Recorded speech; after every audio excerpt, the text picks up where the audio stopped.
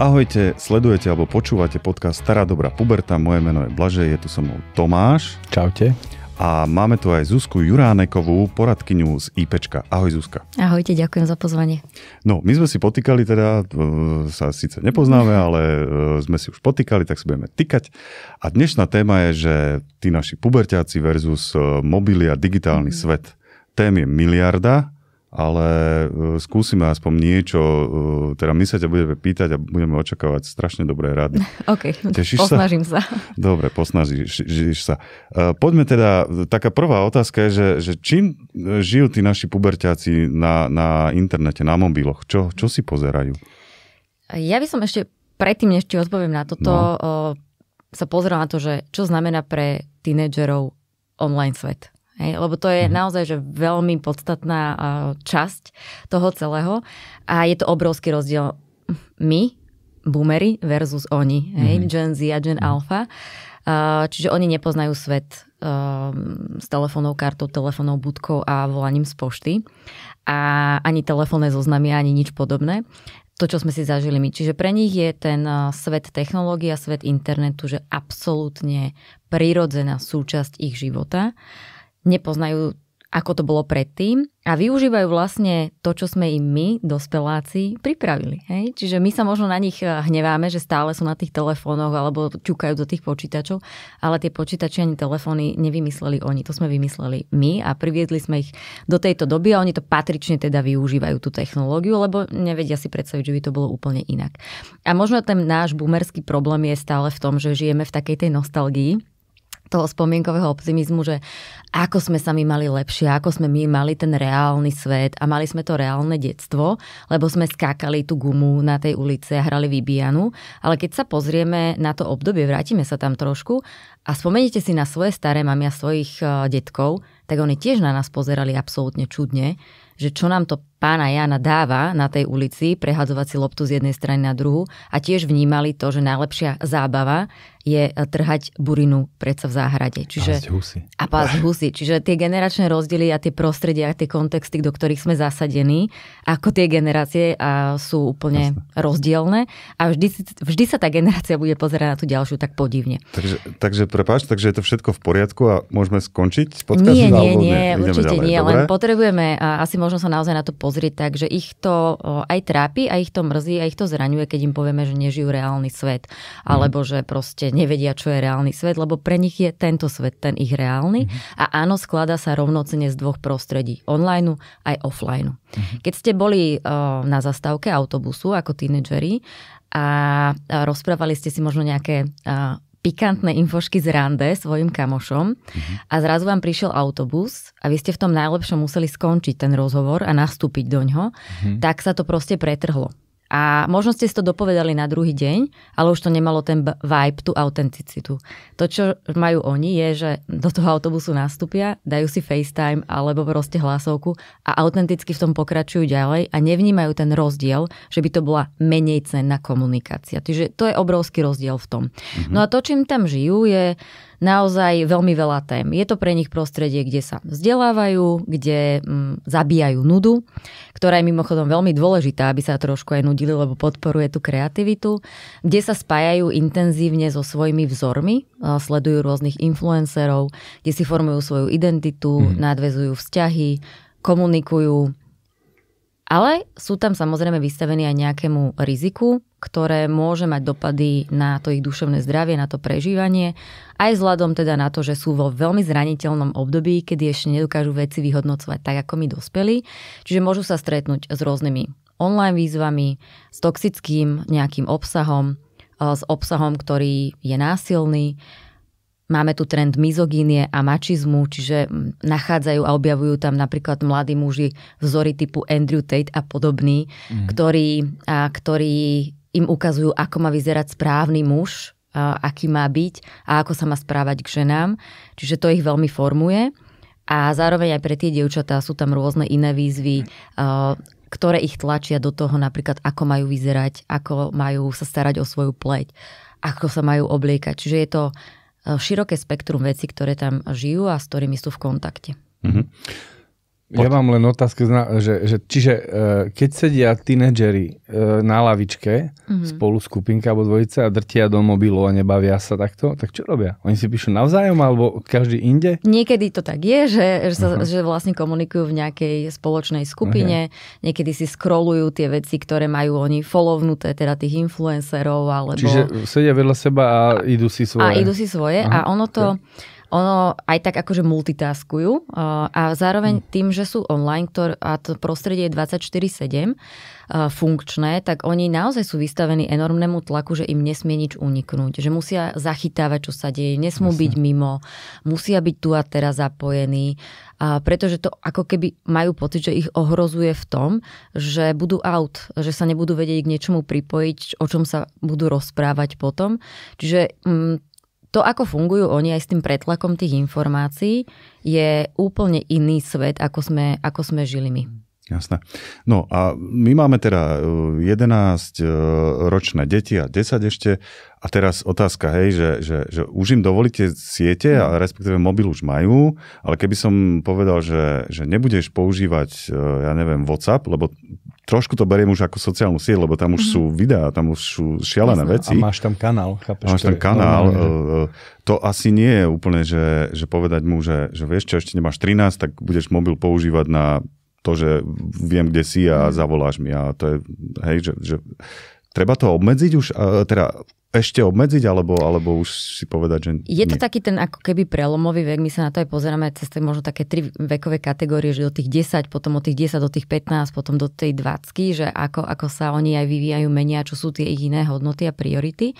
Ale ten proces vstupu do toho online sveta je samozrejme vždy veľmi individuálny. Vieme, že nejaký odporúčaný vek je tých 13 rokov, ale ono sa ti to nestane v noci, že v narodeninovú noc, že sa zobudíš a si strašne vyzrelý a máš kritické myslenie a vieš odolávať tým tlakom, ktoré tam sú, vieš vyhodnocovať, čo je influencerské pozlátko alebo internetové pozlátko, že je to strašne veľký proces.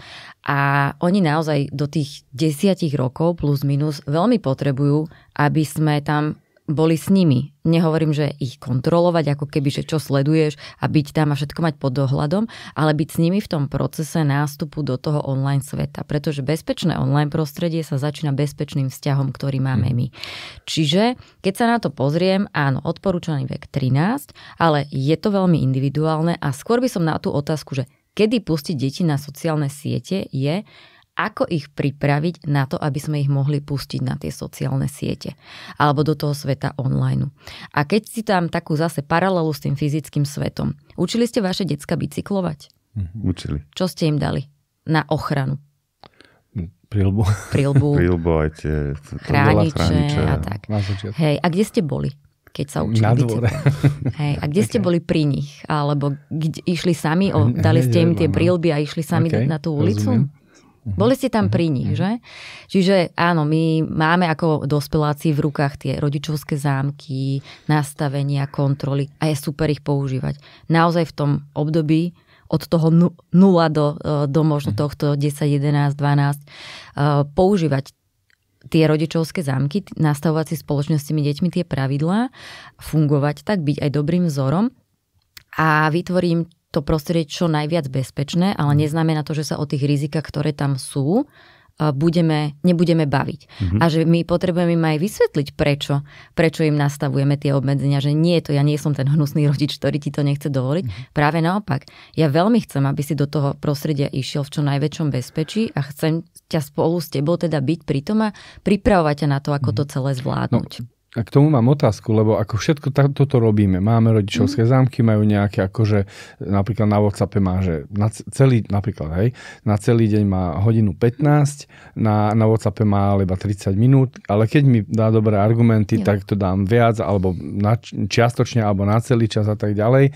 Potom, a ja neviem, že pýtam sa ich, povedzte mi, čo dávate na YouTube, čo pozeráte, však v podstate, keď si zapnem veľký komp doma, tak ja vidím, čo tam majú naložené, ale nerobím to, aj som im povedal, nerobím to, že necítite sa kontrolované, ale že občas si pozriem, alebo vám poviem vtedy a tak ďalej, ako nejdem im do mobilu, to nie, ani sa tam nedostane, respektíve vedel by som sa, ale nerobím to, nikdy, ja.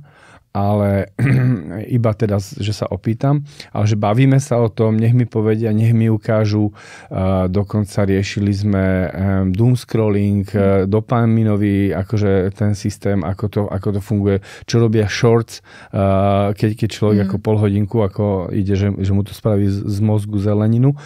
A pustil som im video, o dopamine. Jirka vysvetľuje veci o proste ešte ako video v podstate pre tínedžerov, možno trochu starších, ale zastavovali sme to, pozerali sme to. Ale vo finále aj tak tie decká po nejakom čase jednak stratili pozornosť, keď som mal ten proslov dlhý. To je práve jedna z tých vecí, čo sa im stalo. Ale aj tak to berú ako dospelácké mudrovanie. Vedia všetko, majú informácie, aj tak si idú bomby, vieš, keď treba. Robíš to úplne dobre. Že... Ja do toho skočím, lebo Tomáš nechodí do mobilu. Ja som Krištofovi povedal, že ja si ten mobil sem tam pozriem a hovorím ti to kvôli tomu, aby som preventívne akože mal pod palcom to, že či náhodou tam nerobíš ty zlotu, alebo tebe niekto nerobí zlotu. A je to také, že pozerá na mňa, hej, ale akože snažím sa to filtrovať. Ja viem, nepáči ale... sa samozrejme, že je to... Ale všetka tá, akože ten kontext, že šikana, neviem čo, hej, tak si hovorím, že idem do toho. Zatiaľ je to také, že OK, chápem, že už tam vidím veci, že toto napísali, ale snažím sa to filtrovať, ale beriem to ako, že je to pre dobrú vec. Tak toto robí dobre. Tomáš, ktorý to ignoruje, ktorý sa nepozerá, alebo ja, ktorý sa pozerá. Ale povedal si mu to, obidvaja podľa mňa robíme podobnú vec. Podľa mňa, ja úplne súhlasím s vami, že tá dôvera je základ. A to aj to, že oni pregulujú oči a vnímajú to ako dospelácké mudrovanie, je prirodzený ako keby prejav tínedžera, tínedžerky, že spomeňme si na naše vlastné pregulené oči, hej, že pri všetkom. Ja v jej veku. Ja som to nikdy nevedel. Nesmieme zabúdať na to, že toto sme zabslovali aj my. Teda je to naozaj prirodzené vývinové obdobie, kedy oni potrebujú sa aj trošku odpojiť od toho sveta dospelých, ale veľmi potrebujú vedieť, že ten dospelák tam je. A áno, sú oveľa citlivejší už potom v 13 plus a tie vyššie veky na to svoje súkromie, ktoré si chcú chrániť. Je to prirodzená vec. A tam sa čerpá z tej dôvery, ktorú sme si vytvorili predtým. A napríklad, ak by si to robil bez toho, aby to on vedel, ale na to príde, že mu kontroluješ ten telefón, tak vníma to naozaj ako možno nejakú zradu, ako zásah do súkromia a bude hľadať cestičky, ako ťa obísť. Čiže ho vlastne naučíš klamať. Hej? Alebo naučíš ho možno sa začať pohybovať na tom internete inak, ako je mu prirodzené, lebo nechce, aby si to videl. Čiže byť autentický, úplne autenticky. Oni naozaj nemajú radi fejky. Že táto naša generácia týchto mladých ľudí nemá rada fejky a nemá rada samozrejme premudrelých dospelákov, ale my potrebujeme byť aj trošku premudrelí dospeláci. Ale ak v tom rozhovore cítia rešpekt, ak tam cítia možnosť vyjadriť sa, ak im dávaš priestor na tie argumenty, ak vieš pohnúť aj s tými pravidlami, lebo ťa nejakým spôsobom presvedčia a spolu vyhodnotíte, že áno, toto je tá situácia, kedy poďme natiahnuť trebárs ten pobyt na tom WhatsAppe, že má to nejaký zmysel, tak je to o tom, že my ich fakt učíme komunikovať, riešiť problémy, prinášať, hľadať riešenia a nenútime ich možno mať taký ten strach, že toto je ten môj utajený priestor, kde ja si robím toto. A ten prirodzený záujem o ten ich online svet je tiež dôležitý. Okrem toho, že im ukážeš to video ty, že čo robí ten dopamín a tie svetielka a blikačky s tým mozgom a že im povie, že ono to tak je nastavené na schvál, aby ti to tú radosť dalo. Môžeš to povedať? Už to povedala. Lebo moje deti, ja som im jeden čas akože hovoril, nepozerajte shorts, come on, že to je bolo, ne? Ale dobre, potom mali chvíľku, že shorts sú zlé, akože, a že no nie sú, len ako nerob doom scrolling a potom prišli, že po pilotnej epizóde, že tatko, ty si na shorts? A ja že, áno. Ale ty tam hovoríš aj o nás. Áno. Áno, asi ich fanúšik a oni tebe zhliadajú. Čiže pripájame sa k tomu ich svetu.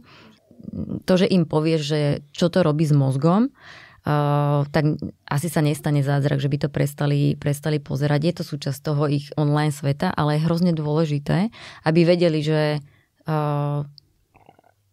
mali tam ako keby aj ten dospelácky pohľad, ale ktorý je vyjadrený rešpektom. Ono sa im to tuto niekde akože uloží vzadu, ale nemajme ani my očakávania od nich, že napriek tomu, že im niečo povieme, že sa to nestane.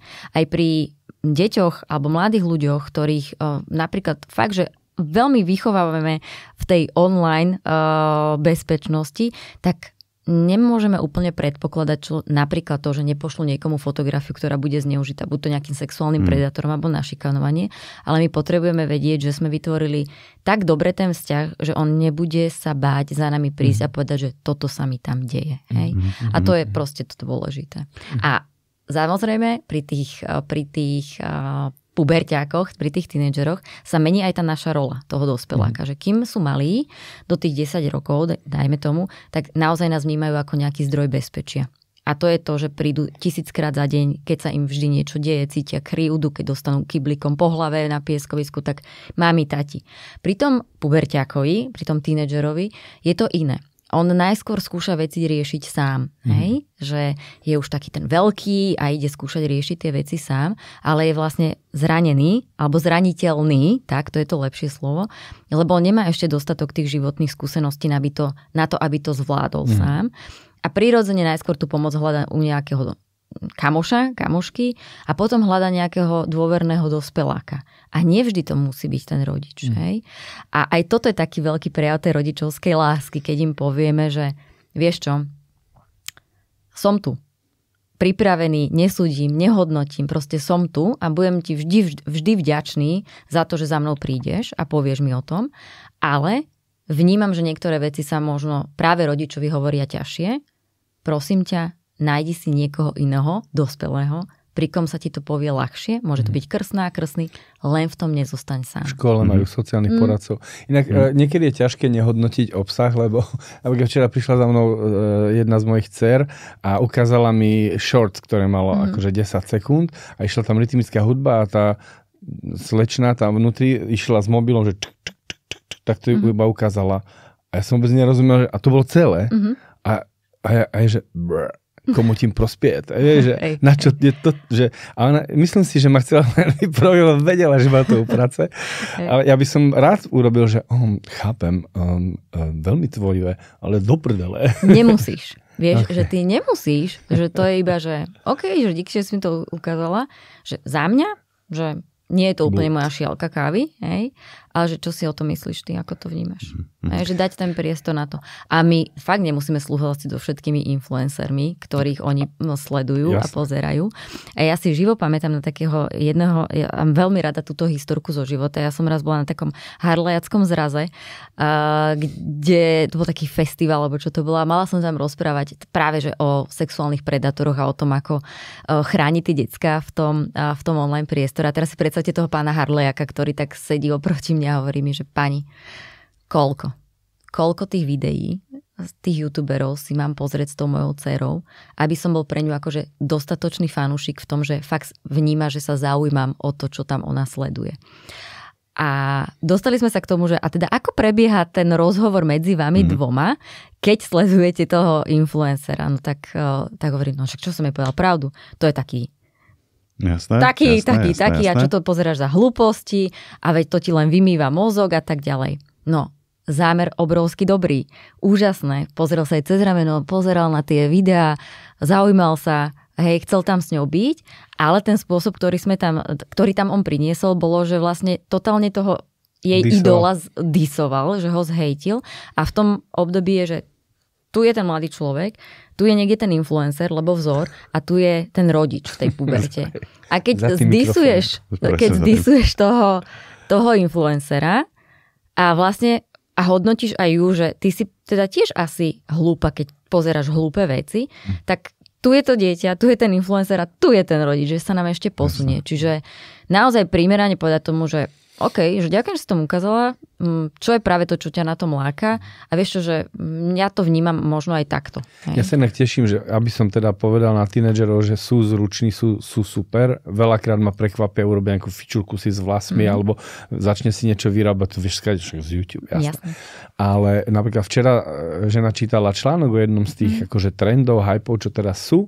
My sme si mysleli, jedna scéna to akože do nejakej miery nabehla a my sme mysleli, že to akože sa s nej deje slečinka. ale ukazuje sa, že to je nejaký trend. Moja žena prečítala, že to je trend a že môže to byť škodlivé, lebo toto, neviem ako konkretizovať, tak sme sa s dcerami dohodli. No a teraz dcerka zostala ešte s nami, jedna už spala a jedna s nami zostala v také príjemnej dôvernej atmosfére, občas to máme. A ona povedala, že hej, že pozerám také videá. A že počujte, že mne sa nepáči, hovorí nám, že počujte, že mne sa nepáči, že niekedy, že na niektorom kanále povie, že ak ľúbiš svoju mamu, tak daj odber. Okay. Chápeš, že to je citovka. A ona to odčítala, len si to potrebovala akože overiť a my sme takto hlavami kývali, jak ten Hauko na tom aute. No, takže majú, len treba tam ten čas mať ten dôverný, ktorý nemáš, keď bežíš, drtíš, robíš, hustíš do nich, choď vyložiť umývačku, úlohy máš, to vtedy nespravíš. Presne si to povedal, že priemerný čas rozhovoru tínedžerov so svojimi rodičmi je, že 7 minút za deň. A to je veľa alebo málo? Málo. No počkaj, naruším to. Niekedy 2 minúty, kvalitné 2 minúty je viac ako hodinový, akože idem protestovať, že 7 minút je v priemer, možno málo, ale chcela som povedať, že často tých 7 minút je naplnený presne ako keby takými tými kontrolno-výkonovými otázkami, ktoré sú zo strany toho rodiča myslené veľmi dobre. Hej. Máš úlohy, si pripravený, ideš na tréning, nezaspí, máš nastavený budík, vylož tú umývačku a že nie je tam ten priestor na to, že počuj, no ako? Aký si mal dneska ten deň? Hej? A to môže byť 2-minútovka, 3-minútovka, ale ideme do toho prežívania. A vy ako rodičia poznáte najobľúbenejšiu aplikáciu všetkých rodičov EduPage, hej? Okay. Že vám to pípa stále. Tak, že napríklad toto je niečo, čo veľmi ovplyvnilo tie vzťahy. Niektorí hovoria aj pozitívne, niektorí hovoria aj negatívne, že častokrát sa stane, že ten mladý človek príde domov a čo tá 4 z matiky? Hej, už to ani nie je o tom, že ako bolo v tej škole, ako si zvládol tú písomku, čo tam bolo. Dala tam pani učiteľka to, na čo si sa učil, ale že vlastne rovno konfrontujeme s tým výsledkom, lebo my už o ňom vieme. Niektorí mladí to zase pochvalujú, že aspoň mama ráno vypení, kým sa keď to ráno pípne a po obede už to bude OK. Niekedy dealujú s tými učiteľmi, že pani učiteľka, zapíšte to až pondelok, je piatok, že chce mať dobrý víkend. A že aj keď my máme tieto informácie, tak je vždy fajn naozaj venovať tú pozornosť tomu, že čo si zažil, ako ti je, aký si mal deň. A tiež opýtame sa často na školu, čo bolo v škole, čo bolo na tréningu, ale že my potrebujeme osloviť aj ten ich online svet. Že naozaj, lebo to je tá prírodzená súčasť. A v škole mohlo byť fajn, na tréningu fajn, ale mne v tom mobile pípa niečo, čo ma ruší, alebo čo mi možno nerobí dobrý vibík, že ma to rozrušuje. Že transparentne sa pýtať a super je aj tento prístup, že ja som čítala a idem sa o tom rozprávať. Že fakt, že priniesť do tej rodiny to, že počuj, na mojej dinosaurovej sociálnej sieti Facebook dneska písali, že na tvojej sociálnej sieti sa rozmohol nejaký trend, napríklad nejaký nešvar a my vieme, že tie online výzvy sa v takých cykloch vracajú, alebo nejaké skinny toky a podobné veci, alebo aj nejaký Andrew Tate a iný. A že je dobre to ako keby priniesť cez tú našu optiku, že toto som čítala, toto vnímam a vieš čo, rozrušilo ma to. A že prinesiem tie moje emócie, že rozrušilo ma to, možno ma to aj vydesilo, že zachytila si to tam. Ako by si sa možno ty zachovala, keby ťa do toho niekto vyzval, tlačil? Alebo ako toto vnímaš? A pomáhať im fakt rozvíjať to kritické myslenie, kedy potom dojdu do takéhoto momentu, že si povie, že ale mne sa nepáči to, čo tá influencerka povedala na konci, že ak máš rada svoju mamu, že je to nejaká forma manipulácie. Ale toto oni nemajú prirodzene. To ich my musíme učiť. A aj využívať tie technológie na to, aby ich používali užitočne. Výborne, šialene premostím, že pozitívne využitie toho mobilu alebo toho online sveta. Hej, to je, stále sa na to pozeráme, že je to niečo zlé, sú tam dlhé hodiny, ale ja aspoň sa snažím hľadať, alebo povedz nám ty, aké máš skúsenosti, že keď už chcú mať ten mobil v ruke, tak poďme im dať nejakú motiváciu k tomu, že tak ho využij, urob fotku, neviem. Skús nám povedať, že ako to môžeme takto poňať. Trošku tak demonizujeme, sme na to tak zvyknutí demonizovať ten internet aj ten smartfón, lebo on za to môže, že sa nám toto stalo s deťmi. Áno, veď, ale nikdy to nie je len tak. A tým chcem povedať, že že to, čo ja vnímam ako to najrizikovejšie v kontexte toho online alebo aj toho telefónu je, že ak sa stane primárnym naplňačom všetkých potrieb dieťaťa. A keďže on je naozaj dobre nastavený cez tie algoritmy, cez ten dopamín, že si tam to dieťa validuje to, že či je úspešná, má kamarátov cez lajky a komentáre, čo zase má nejaký výrazný dopad na to prežívanie toho dieťaťa, tak to je na tomto najrizikovejšie. Ak naozaj ten telefón nemá konkurenciu. Tak potom je veľmi ľahké pre ten telefón zastúpiť to prvé miesto v živote toho človeka, alebo respektíve to, čo mu tá skrinka ponúka. A áno, existujú edukačné materiály, kde vieš sa učiť jazyk, vieš komunikovať v angličtine, tí decka vedia tak perfektne po anglicky a nie vždy to vedia zo školy. Povedzme si to úprimne. Jasné. Stretávajú sa s ľuďmi z iných kultúr, napríklad v tých online komunitách. Môžu robiť kreatívne veci. Naozaj, že tú fotku, Photoshop, content na sociálne siete. My sme robili, ja som minulý rok s Krištofom si dal, bola to výzva a vymysleli sme, že budeme robiť každý deň blbé vtipy, tak sme si vygooglili vtipy a urobili sme cez taký ten filter, akože také blbé ksichtiky a normálne, že každý deň sme natočili video. Gag nejaký. Že nejaký gag, hej, a šupli sme to na YouTube a mali sme, neviem, asi 260 odberateľov a on bol z toho happy, ja som bol happy, že niečo sme vymýšľali. Boli to blbé vtipy, ale toto bolo možno také, som si povedal, že super, že využili sme ten mobil možno aj pozitívne. Jasné, ukázať, že čo sa tým dá dosiahnuť. A táto generácia mladých ľudí v kontexte svojej budúcnosti sa reálne pripravuje na povolania, ktoré ešte neexistujú. Hej? Čiže myslieť si, že zákaz, príkaz, odstrihnutie od internetu im akože strašne pomôžeme. A nepomôžeme, lebo ten vývoj tej technológie v tých pracovných oblastiach proste ide dopredu. A keď sa dotknem trošku témy AI, tak na úrovni možno ešte, že tej školy, tak riešime najviac to, že nám tie decká nosia domáce úlohy, ktoré im vygenerovalo AI. Hej? Že to je ako keby zatiaľ vnímané možno taký aj z toho školského prostredia ako taký najväčší strašiak.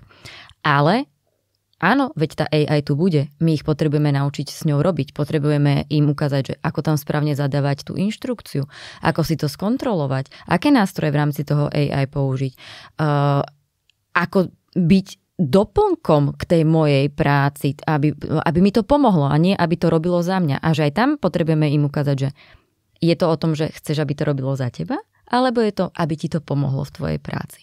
A to, čo je napríklad... No, oni chcú, aby to robilo za nich, predsa. No, ale to je to, že ich potrebujeme im to ukázať, že ako s tým pracovať, aby to bolo pre mňa užitočné. No veď jasné, že ako tínedžerovi je to jednoduchšie a skratkovité, keď mu to vygeneruje tá AI. Ale si naozaj istý, že to, čo tam napísala, je dobré? Toto je halus, že vieš, oni si aj nájdú informácie a potom ju berú ako bernú mincu. Nespomínam si, včera sme to tiež nejak takto preberali a hovorím, ale to si čekni, že toto skadiaľ to ide, len že to je ťažké. Ja aj napríklad neviem poradiť, lebo niekedy, ja napríklad som dosť odstrihnutý, nemám s tým problém a naozaj som proste v lese väčšinou. Veď na mne už rastie mach, deti sa mi smejú. A som na to hrdý. Ale dinosaurus. Boomer.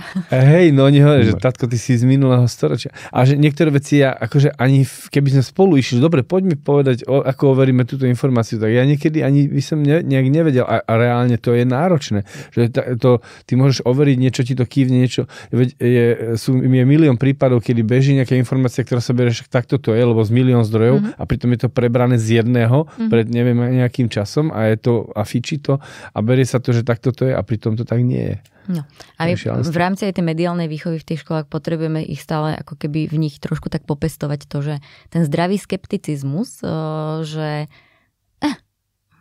čekni to ešte cez jeden zdroj. Hej? Ale keď, to, čoho by som sa chcela dotknúť je, a že čo vnímame aj my teraz ako také náročnejšie, je, že ak že nám tí mladí ľudia si vytvárajú vzťahy s tými AI, chatbotmi. A to je oveľa väčšia výzva. Možno ako to, že či majú urobenú tú domácu úlohu. Počkaj, prepáč, vzťahy, že čo? S botom.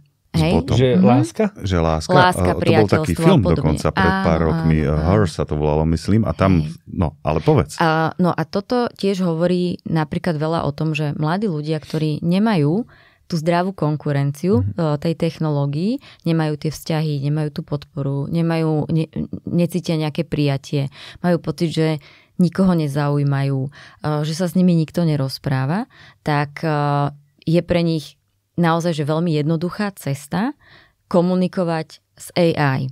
Hej? Čiže my, boomerská generácia, my googlíme, tak vzniklo aj to slovo, že ideme vygoogliť to, ale oni negooglia, oni rovno proste to hodia do chatu. Do chat GPT. Ho to do chatu, alebo proste majú na to určite nejaké slovíčko, ale nie je to len o tom, že si tam idú vyhľadať domácu úlohu, lebo potrebujú referát o druhej svetovej vojne, ale reálne prinášajú tým AI botom to, čo prežívajú. Že sa cítia osamelo, že im možno nie je dobré. A on je samozrejme naprogramovaný tak, aby bol láskavý, podporný, aby vám dal vždy infošku, že je tu pre vás 24/7. A reálne tým ešte, že ten bot vie byť aj antropomorfizovaný, že vie mať aj tú ľudskú podobu, tak sa stierajú ako keby tie rozdiely v tom, že v nejakom momente si vlastne prestaneš uvedomovať, že to je stroj. Hej? Že to je proste nejaký nástroj, ktorý toto generuje a hovorí to len o tom, že ako veľmi potrebujú niekoho mať pri sebe, kto s nimi autenticky hovorí o tom ich prežívaní, že to vlastne hľadajú v nejakom botovi, ktorý im tú potrebu naplňa. A to je možno oveľa rizikovejšie a smutnejšie, že nám tá generácia vlastne ukazuje, že oni potrebujú sa rozprávať, potrebujú cítiť blízkosť a je to taký mýtus, že títo tínedžeri sa nechcú rozprávať. Oni sú naozaj veľmi zdielní, keď sa cítia bezpečne. Keď sa cítia bezpečne, keď je tam ten rešpekt, keď to nie je, že čo ty o tom môžeš vedieť, čak máš ešte len toľko to rokov. To je zaujímavé, že ideme sa tu baviť dnešek o digitálnej hygiene, digitálnom svete a bavíme sa v podstate celý čas o dôvere. To je akože veľký finding pre mňa. Veľa. Ja len chcem, že v tom filme toto bolo v princípe a ono to tam bolo vykreslené, že nepovedali, že je to veľmi zlé, ale teda zlé alebo dobré. Čo tu by som akože tiež nechcel povedať, že je to úplne zlé, pretože keď, tak ako si povedala, že keď má možno to dieťa problém to povedať možno nám a keď si v úvodzovkách vyrieši to cez nejaký bod, nechcem povedať, že to je správne, ale možno sa mu uvoľní nejaký stres, niečo, hej, že mu to môže aj pomôcť trošku, hej, že dôverí sa botovi. Znie to divoko. Znie to divoko, ale veľa tých mladých ľudí to napríklad robí. A keď si pozrieme, že v akom stave je dostupnosť napríklad odborníkov na duševné zdravie, respektíve ako je to možno aj, že nízkopráhové, lebo v tých školských prostrediach potrebujete ten súhlas. U nás je to na našej linke pomoci je to samozrejme anonymné, nízkopráhové a tak ďalej, ale nevždy sa dovoláte, nevždy sa dopíšete, lebo tých žiadostí o pomoc je veľa a je pre nich prirodzené a aj pre nás je to prirodzené, že keď chcem dobrý recept na hrnčekový koláč, tak najskôr si ho idem proste vygoogliť, hej.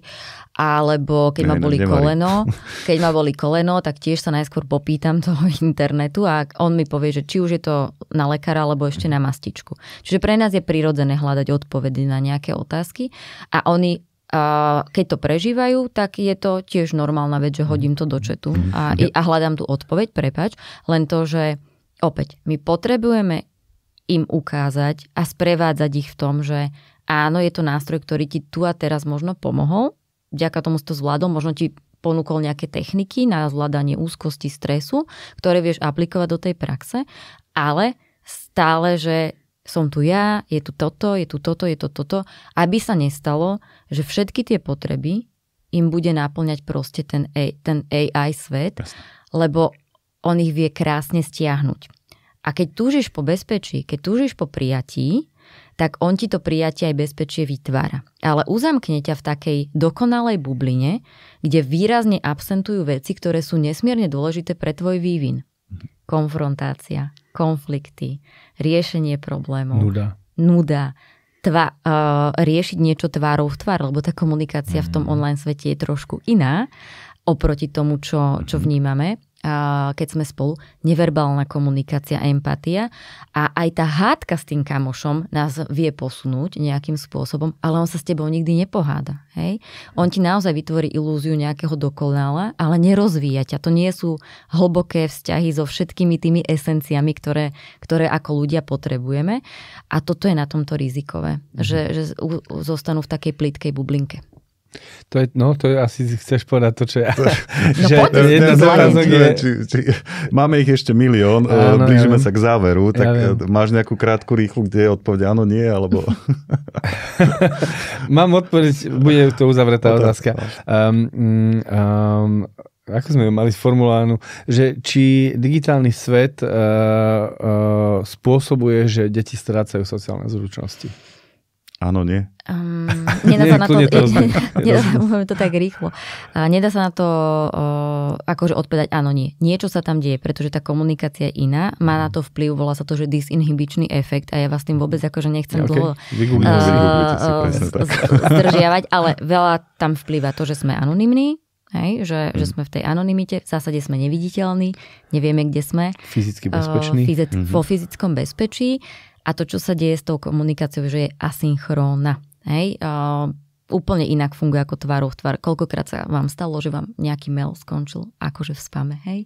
Alebo napíšeš niečo a pridáš tam smajlička. Tú správu vieš vymazať potom, ako si ju odoslal. Čiže vieš vrátiť to svoje slovo späť, vieš to opraviť. Proste dá sa tam robiť veľmi veľa vecí s tou komunikáciou a je to iné ako v tom fyzickom svete.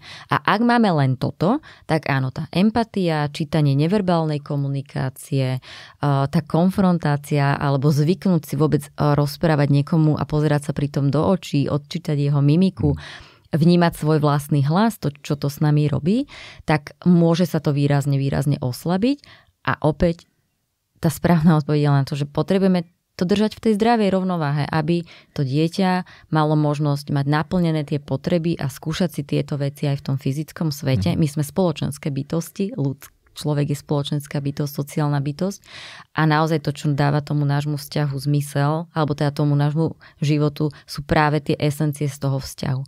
A to, že nám tie decká sklznú do nejakej skupiny a aj pri téme radikalizácie, to sa toho len tak dotknem, že znie to hrozne desivo, že zrazu sa nám tí mladí uzavrú v nejakej skupine, kde príjmu nejakú ideológiu, nejaký svetonázor, ktorá je v rozpore napríklad s tým, ako vnímame iných ľudí, presne, s hodnotami, ale na tom celom začiatku, kým tú ideológiu príjmu, je ich potreba niekam patriť. A musíme si ako dospeláci uvedomiť jednu vec, že my naozaj pracujeme s generáciou mladých ľudí, ktorá keď má otázku, tak odpoveď dostane. Vždy. Otázka je kto, kedy a ako. Keď tvoje dieťa za tebou príde a vyťahne na teba nejaké slovičko, ktoré ťa vyruší a povieš si, že na toto máš ešte čas a pošleš ho akože do tej izby, chytí ten telefon, asi to dočetuje a tú odpoveď dostane. Čiže naozaj oni veľakrát túžia po blízkosti, porozumení, niekam patriť, poznať tie odpovede a ten svet, v ktorom žijú aj v tom online, im všetky tieto možnosti ponúka, naplňa im tie potreby a to, čo my potrebujeme zabezpečiť zvonku je, aby tam bola stále tá rovnováha. Aj medzi tým onlineom, aj medzi tým offlineom a aby sme ich tým online svetom sprevádzali ako dospeláci a chránili ich a zároveň im vytvorili možnosť, že keď sa niečo stane, tak môžeš za mnou prísť. A ty, keď si sa dotkol toho, že je ťažké nehodnotiť, tak ešte jedna vec, ktorá mi tu bliká, potrebujem ju povedať, je, že aj keď nesúhlasíme, čo to naše dieťa urobilo, nikdy nesúďme to dieťa, ale odsúďme ten čin. A to je obrovský rozdiel. Keď ti čmajzne urobí ti mikrotransakciu, lebo si kúpi video influencera na uzatvorenej platforme, tak je iné povedať mu, že ty si urobil toto asi taký a taký a taký a je iné povedať, že fakt odsudzujem to, že si to urobil potemky, že si mi tie peniaze čmajzol alebo tú kartu si použil a toto je niečo, čo nie je fér a poďme sa spolu o tom baviť, ako to urobiť inak. Výborné. Ja by som to už aj ukončil, len ešte mám poslednú možno otázku. Celý čas hovoríme možno o nás, ja rodičov. Mám, ale poď, ty si tu doma. Budeme musieť to ukončiť, ale skús, prosím, nejaký odkaz, ale teraz pre tie naše decká. Pre mladých ľudí. Pre mladých ľudí, hej, že my sme tí rodičia, celý čas sme sa tu rozprávali o našich radách, tak nie, že radu daj, ale nejaký odkaz pre tie deti možno. Ja mám strašne rada mladých ľudí a aj tento generácia pre mňa sú veľkou inšpiráciou. Tak ja naozaj chcem im povedať, že sú inšpiratívni a veľa učia aj nás dospelých, pretože veci, ktoré boli pre nás tabu, napríklad téma duševného zdravia je pre nich niečo tak absolútne prirodzené a normálne, že ja by som ich chcela podporiť v tom, že ak aj čelia mnohým výzvam, ak majú o niečom možno pochybnosť, ak majú pocit, že nie sú dostatočne dobrí a dokonalí, lebo vidia nejaké dokonalé fragmenty na internete, ktoré im niekto vedome podsúva, tak aby s tými svojimi pocitmi nezostávali sami. Aby naozaj vyhľadali niekoho, na koho sa môžu obrátiť, komu dôverujú, kde práve zažijú tú autenticitu, aj možno tú dospeláckú ťarbavosť, nie len tie premudrelé reči, ale aj ten skutočný záujem a niekoho, kto ich v tom naozaj bude sprevádzať. A že sú vždy dosť, napriek tomu, že vidia tie dokonalé obrázky, ktoré majú účel, že existujú, tak takí, akí sú vždy dosť a veľmi im želám, aby mali tú podporu v tom svojom svete. Super. Nemám ďalšie otázky, to bolo dobré. Ja by som aj amen povedal. Dobre, tak Zuzana, ďakujeme ti, že si prišla, že si porozprávala a ďakujem aj Tomášovi, aj sebe a ďakujem aj vám, že ste dopozerali a dajte odber, like, koment, keď budete mať všetko. To musím povedať. Vieš. Ja som chcel povedať, že keď máte radi nás, tak dajte odber, to je jedno. Musíme to povedať, lebo to sa a keby ste mali tipy na nejaké, alebo otázky k digitálnemu, tak napíšte nám dolu do komentára. Presne tak, musíme byť tak. Musíme ten influencerský vibe. Snažíme sa, vieš, my to za to aj robíme. Ďakujem vám a veľmi vám držím palce, že ste sa do toho pustili. Ďakujeme. Pekný deň ešte. Pekný deň.